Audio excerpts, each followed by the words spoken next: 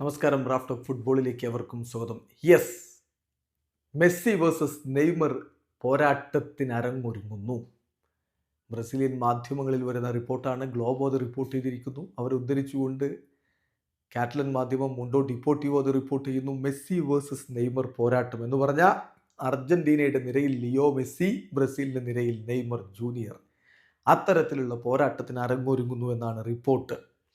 March മാസത്തിലെ international ബ്രേക്കിന്റെ സമയത്ത് കോൺമബോളിന്റെ world cup ക്വാളിഫയറിൽ ബ്രസീലിന് 2 കളികൾ, ഒന്ന് കൊളംബിയക്കെതിരെ, മറ്റൊന്ന് അർജന്റീനയ്ക്കെതിരെ. മാർച്ച് 26 പുലർച്ചെ ഇന്ത്യൻ സമയം 5:30 ബ്രസീൽ വേഴ്സസ് അർജന്റീന മത്സരം. അർജന്റീനയിൽ വെച്ചിട്ടാണ് ആ കളി നടക്കുക. ആ മത്സരങ്ങൾക്കുള്ള ബ്രസീൽ സ്ക്വാഡിലേക്ക് നെയ്മർ ജൂനിയറെ ഉൾപ്പെടുത്തും. അതിനുള്ള സാധ്യതകൾ വർദ്ധിച്ചിരിക്കുന്നു എന്നാണ് ഗ്ലോബോയുടെ റിപ്പോർട്ട്.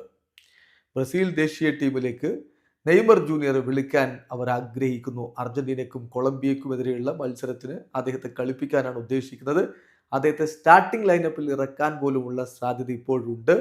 ഓൾറെഡി അദ്ദേഹം സാന്റോസിന് വേണ്ടി കളിച്ചുകൊണ്ട് തൻ്റെ മികവ് തിരികെ പിടിച്ചിട്ടുണ്ട്. ഇത് റൈറ്റ് ടൈമാണ് അദ്ദേഹത്തെ ബ്രസീലിയൻ സ്ക്വാഡിലേക്ക് എടുക്കാൻ എന്നാണ് നിലവിലുള്ള ഒരു ചിന്താഗതി.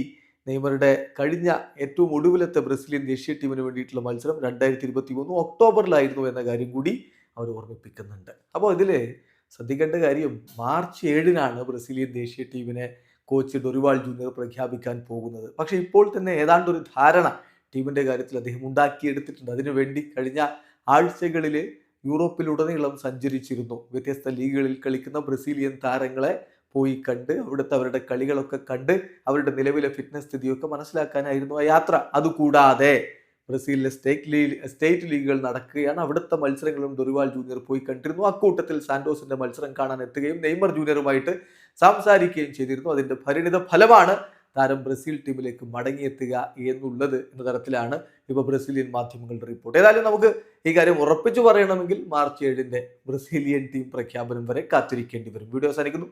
ഫുട്ബോൾ ലോകത്തെ കൂടുതൽ വിശേഷങ്ങളുമായി റാഫ്റ്റ് ടോക്സ് വീണ്ടും എത്താം.